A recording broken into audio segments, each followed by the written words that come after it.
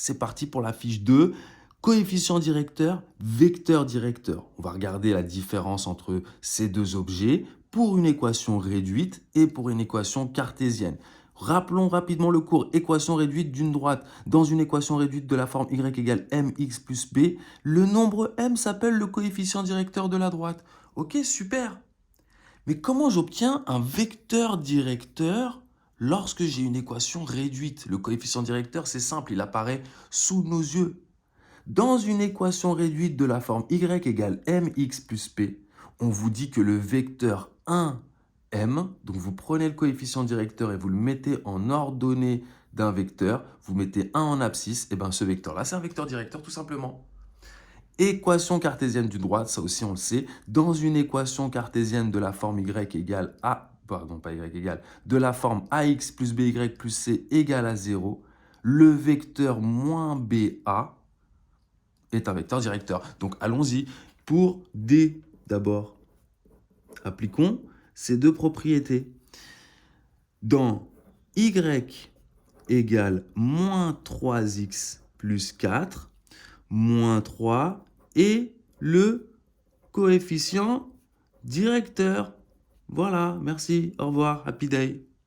Et on sait, regardez, il suffit juste de prendre le nombre devant x. Le nombre devant x, c'est moins 3. Donc, c'est lui le coefficient directeur. Maintenant, il faut donner aussi un vecteur directeur de cette droite. On applique cette propriété-là qui nous dit que le vecteur 1 et ensuite moins 3, regardez, vous mettez 1 en abscisse et vous mettez le coefficient directeur en ordonnée, est un vecteur directeur 2D. Voilà, on a fini avec la droite écrite sous forme d'équation réduite. Regardons, est-ce que c'est simple de trouver un coefficient directeur et un vecteur directeur pour une droite écrite sous forme d'équation cartésienne. Donc, c'est pour le D'.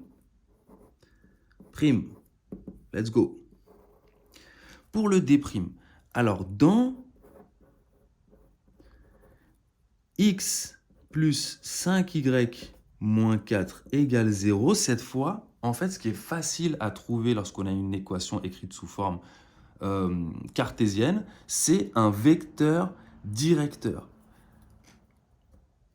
Dans ça, quel vecteur? Le vecteur. Alors, comment je le trouve, ce vecteur? Regardez comment ça marche. Vous prenez, il y a écrit moins b en abscisse. Moins b. B, c'est qui? C'est le nombre devant y. Ici, qui est le nombre devant y? Chez nous, c'est 5. Mais je ne dois pas écrire 5. Je dois écrire moins 5. Il faut prendre l'opposé du nombre positionné devant y. Et qu'est-ce que je prends en ordonnée? En ordonnée, il y a écrit A. A, c'est qui? C'est le nombre devant x. Il y a qui devant x ici? Il y a 1, tout simplement. Et directeur de D'. Donc le vecteur ça est un vecteur directeur de D'. Super. Et maintenant, comment je fais pour déterminer un coefficient directeur pour une droite écrite sous forme d'équation cartésienne? Eh bien, c'est simple en fait. Vous avez le vecteur directeur qui est donné. Ça veut dire quoi? Regardez, je vais vous faire un petit dessin ici.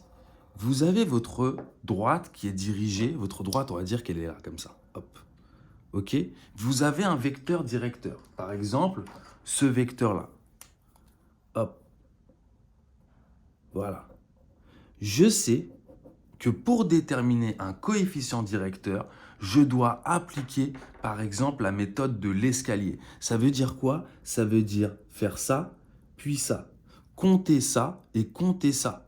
Mais en fait, finalement, c'est comme lire l'abscisse du vecteur qui est donné et l'ordonnée du vecteur. Et je dois mettre l'ordonnée du vecteur divisé par l'abscisse du vecteur. Pourquoi? Parce qu'un coefficient directeur, rappelez-vous, ça se calcule de la manière suivante. C'est le déplacement vertical divisé par le déplacement horizontal. J'obtiens donc et le nombre. Donc j'ai dit quoi? Ici, dans mon cas de figure, bon alors c'est pas la bonne droite, d'accord? Dans mon cas de figure, regardez, j'ai quelque chose comme ça. Je vais vous donner le cas de figure qui fonctionne. hop, j'ai mon vecteur directeur, en fait, qui a pour coordonnée moins 5, 1. Ça veut dire qu'en partant d'un point, ok, n'importe lequel, je dois descendre de moins 5, ok, je dois aller vers la droite de moins 5, ça veut dire jusque là, par exemple, hop, et ensuite monter de 1, ici. Donc, j'aurai un vecteur comme ceci. Voilà. Et donc, comment je lis le coefficient directeur de ce vecteur? Hop, je fais mon escalier, je lis le déplacement vertical ici et je le divise par le déplacement horizontal delta y sur delta x. J'obtiens donc quoi? Le déplacement vertical ici est de 1, donc ça me donne 1. Tout simplement que je divise par le déplacement horizontal qui est de moins 5. Voilà.